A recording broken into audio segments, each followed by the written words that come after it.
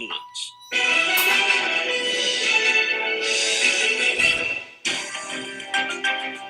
Revolutionary ideas, making the education system truly global. The 8th edition of the Indian Education Congress saw discussions and out-of-the-box solutions that would change the face of the Indian education system. Infrastructure, anybody with money can build it. But the real pillars of an education institution is not infrastructure, but are the teachers. But how good are our teachers? A student ceases to be a student when they finish their school. But a teacher is always a student. They have to keep evolving and learning. Actually, if you take a look at what we are doing all around the world, we are doing the same things we've been doing in the last 300 years. There hasn't been any major change. Having said this, I think it's time to change. It's time to evolve. More than 500 educationists analyzed the ecosystem and set a roadmap for transforming the sector and giving it an edge. It's been 8 years that this forum was started with a very simple thought that education industry needed to change. And while when we started this thought 8 years back, there was not as much disruption that I'm seeing today across the world, across the industries, and perhaps education still needs more of it. For about last, I would say, 2 decades, one of the main mantra for Indian education has been education for all in India, that we need to bring everybody under the radar of education. And while we were doing it, things changed, the world changed. So ladies and gentlemen, this forum is about innovation. This forum is about innovating for education and educating for innovation. The first informative session talked about the 5-year horizon for higher education institutions and the way forward for this sector.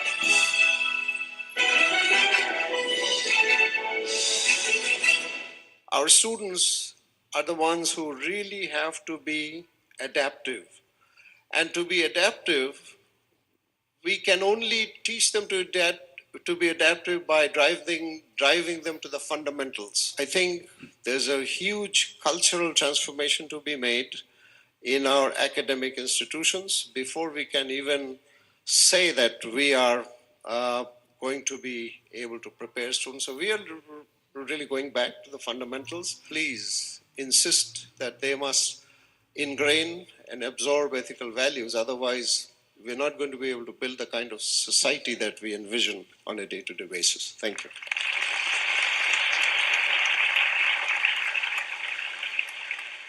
We are working for job, and the future of jobs is changing.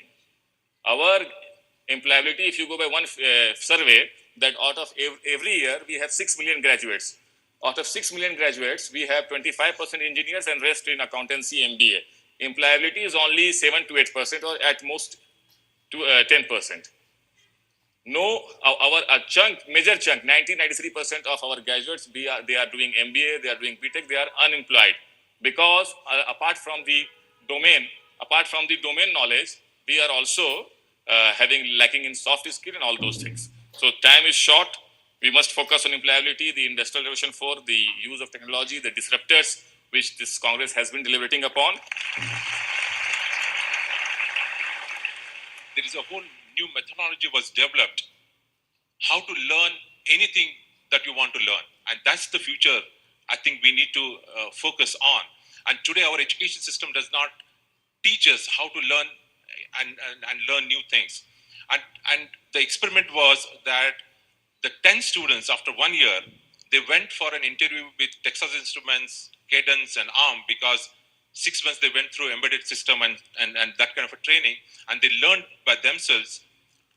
There were engineering students from IITs, VIT, BIT, and these are the 10 students from a rural India with 1 year of training after 12th, and they went through the same interview of a Texas Instruments. All 10 students got selected, but many engineers did not get selected, and teaches us something very important, that we need to teach our students how to learn anything and everything, because the world is changing very fast. What you learn today is not going to be relevant tomorrow and day after tomorrow.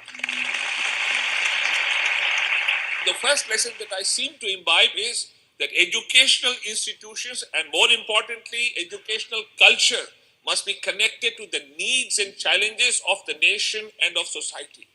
That inspires young minds to look at these problems, to look at these needs, as Ramanujan did with mathematics or Tendulkar with cricket, and then we begin to find our path. But remember, this journey never ends. It's a journey of education for your whole life.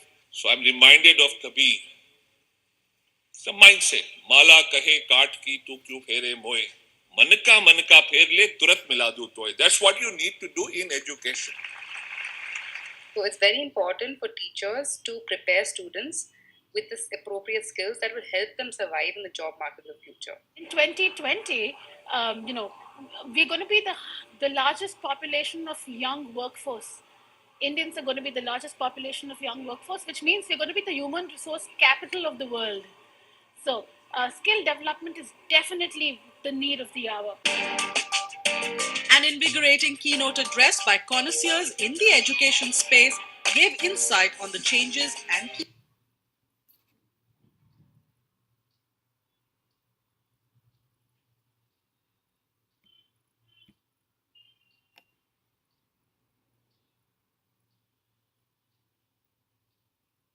which helps a student choose a course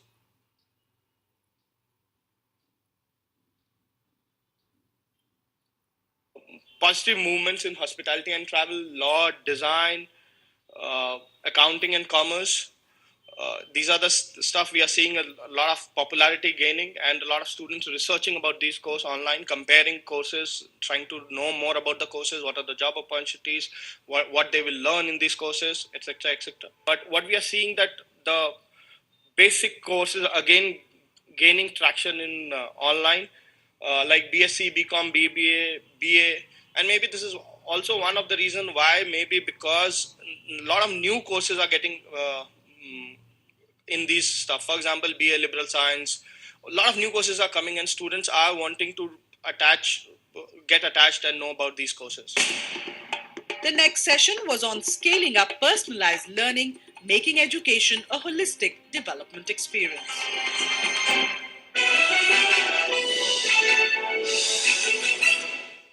Our students are traditional students, and they are higher ed, so post K-12.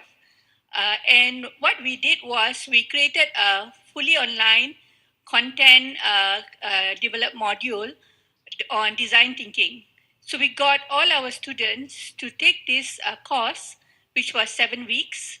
And that course was designed such that there were lots of touch points, there were lots of engagements, and it allowed for various personal pathways and alternative forms of assessment. So by doing that, we were able to look at a 21st century skill development. We looked at mastery of skills. We also let students take it at their own pace. And we had industry mentors mentoring the students besides the academic mentors. And the point that I'm trying to stress is today's jobs no longer exist tomorrow. So we were creating those opportunities for students to master competencies and develop competencies for the future. While working in different segments, we realized that the bigger the brand name, the bigger the institute's name, it's more difficult to get admission into them. It's really a challenge to get admission into top quality institutes today like Oxford, Berkeley, Columbia, IIT, IIM, etc. We launched edX, which is a joint venture of both MIT and Harvard University. And the organization is the only not-for-profit MOOC platform in the world. And we currently partner with 130 plus top universities of the world, like Oxford, Berkeley, Columbia, MIT. In India, we partner with IIT Bombay, IIM Bangalore, BITS Pilani, Microsoft, Linux, World Wide Web, etc. And we offer their courses absolutely free on our platform. There's nothing wrong in what we have right now. It actually got shaped in the industrialized era, when there was no way to teach people the common things. So the only way was to bring them into one place. And since we had to create people to replace each other, because in assembly lines and in offices, we created this kind of environment. And finally, it was time to reward exemplary work done in this sector. The Indian Education Awards 2018 honored stalwarts who are making a difference to our education landscape. The award for the Best K-12 Edutainment Program goes to Kidzania.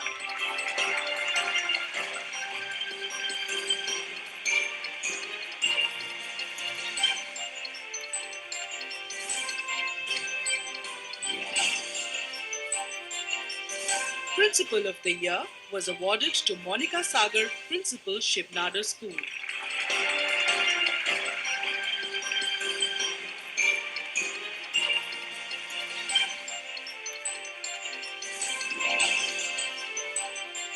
Lifetime Achievement Award, Renu Goenka, Vice Chairperson, GD Goenka Group and Chancellor, GD Goenka University.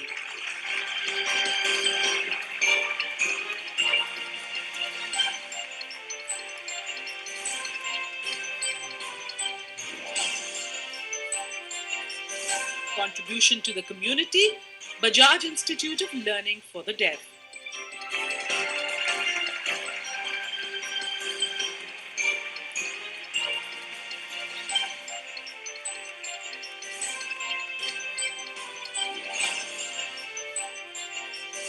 And Edupreneur of the Year was Manit Jain, co-founder the Heritage Schools.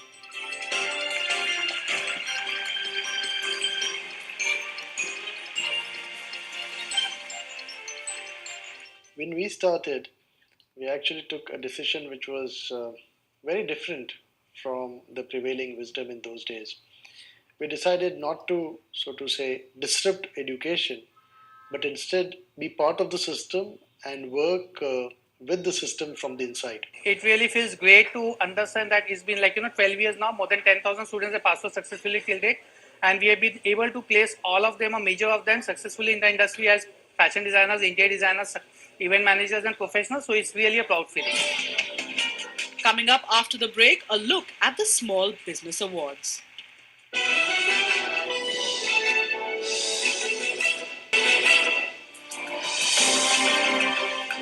It is often said that good things come in small packages, and that's exactly what Franchise India's 7th edition of Small Business Awards was all about. The awards were a tribute to the business bravehearts who are making a big difference to the economy with their humble efforts. For us entrepreneurs who aren't being that big on financials, this is like a fuel for us to keep doing what we are doing. Being an SME today is a very tough life. You wake up every morning with plenty of challenges. There are days where you wake up where you think the whole world is against you and you wonder what to do. In scenarios like that, programs like this where they are recognized for their efforts, appreciated for what they are doing, is really a great platform to basically encourage them, help them go back and take on their struggles and their fights and continue to prosper and succeed. The Small Business Awards opened the floor with a fireside chat between Ritu Maria and Rohan Murthy, founder, Murthy Classical Library of India. Well, what do you see yourself doing in 10 years? Do you see yourself as an author? Or maybe even holding a public office in India? I have no idea. I mean, if I knew, I'd already be doing it. So, all that I know is I have these three interests right now, and I hope that they turn into something. That's all. Sure. No, but would you, I mean, with all your learnings and, things that you find interesting, would it be worth your while to put it in a book and become an author for it? Is it something you think of? No, to be honest, no. Not at this stage? I don't, no. All that I know is I think my aspirations are, again, no different from everybody in this room. I think when I was in my 20s, I studied philosophy very seriously. I thought there is a definite answer to the question of the purpose of life. And I think many of us at different points and stages of our life ask this question. And my sort of equilibrium answer to that is, by the time, at the end of my life, if it mattered to a few people more than just my family and friends that I lived, then maybe I've done something right. So sure. Beyond that, I don't know. So, what are your learnings, as a child and now as an adult and as an entrepreneur that you have taken from your family, from your father, Srinarayan Murthy, from your mother, that have sort of given you an objective in life? I think doing anything that means something to a lot of people inherently requires a lot of hard work, a lot of sacrifice, the short term, in the medium term, and there is no other way around it. And very importantly, you can be very smart, very bright, very wealthy, all these other things, but uh, perhaps the biggest factor that plays an important role is the luck of dice, or is just luck in general, or the roll of dice, I should say, and that we don't control. I've heard my parents repeatedly tell me, saying, "Look, don't think you're too smart. You got lucky, and some genes went the right way, perhaps. And apart from that, there are many other things that happened your way that you never bargained for."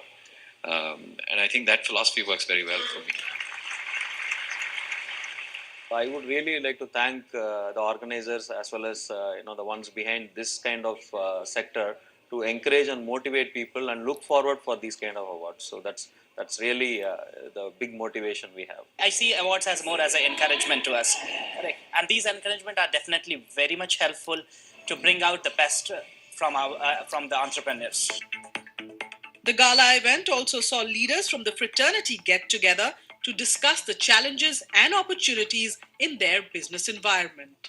We all have some interesting concepts. You're well funded in terms of sustaining the business for long. So I really want to ask, what's the next challenge each one of you is facing right now in the business? For us, that's really a goal to sort of look forward to create a globally large B2B deep tech company headquartered in India, but sort of globally relevant and global dominance, which is again, the kind of ventures, the kind of money that we raise is all, if you look at the trend, it's all sort of helping us go in a certain direction.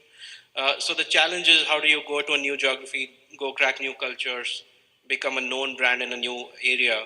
But I think the Uber goal is to look at global scale, global growth, potentially, create opportunities for a unicorn in the B2B space coming out of India. So that's what we are sort of working towards.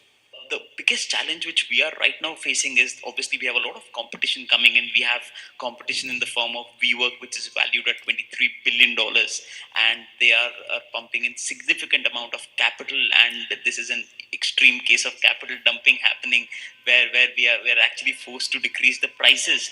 So our strategy right now is just to focus and hold the fort and create the best possible customer experience and try to decrease the cost of per seat, because that is something, because Indians mostly, we realize that Indians value price as much as anything in the world. They would not pay you a premium on maybe a service which they do not value. Even if you provide them with a Herman Miller chair, they won't care about it. So they want a decent chair, but at their budget.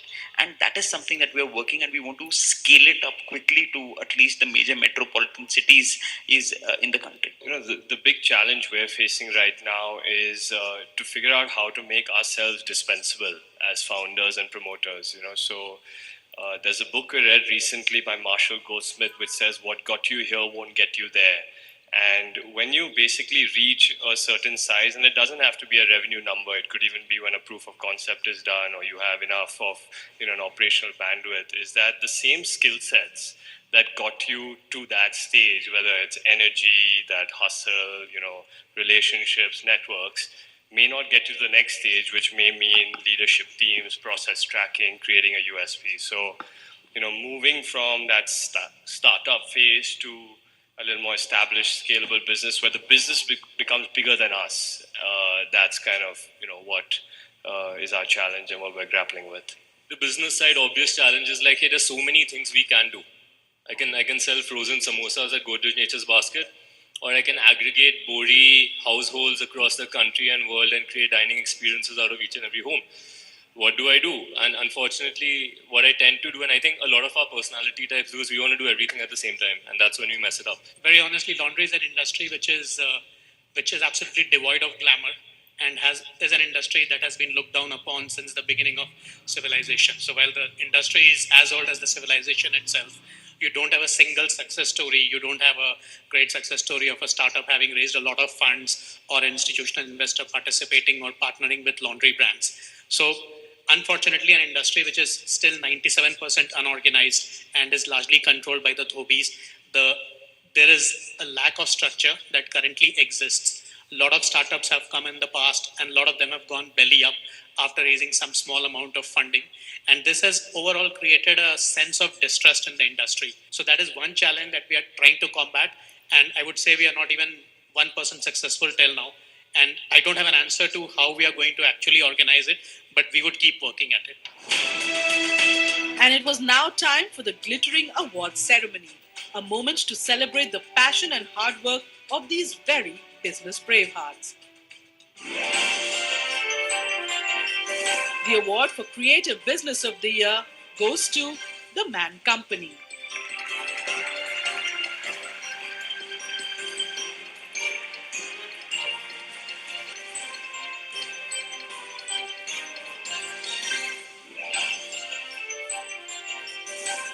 Entrepreneur of the Year was backed by Umesh Sachdev, co-founder and CEO, Unifor.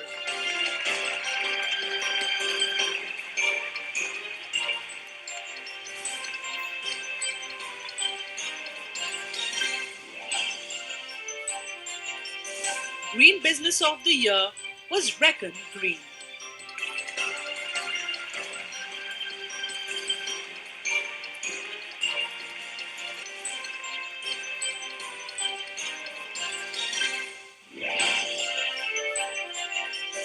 Small Business Mentor of the Year was awarded to Abhishek Gupta, COO T Labs.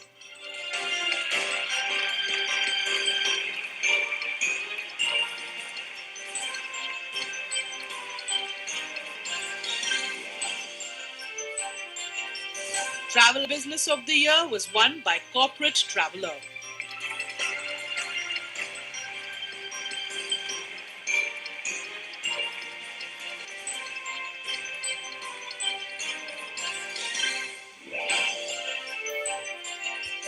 And Electronics Business of the Year was given to 5 Core Electronics.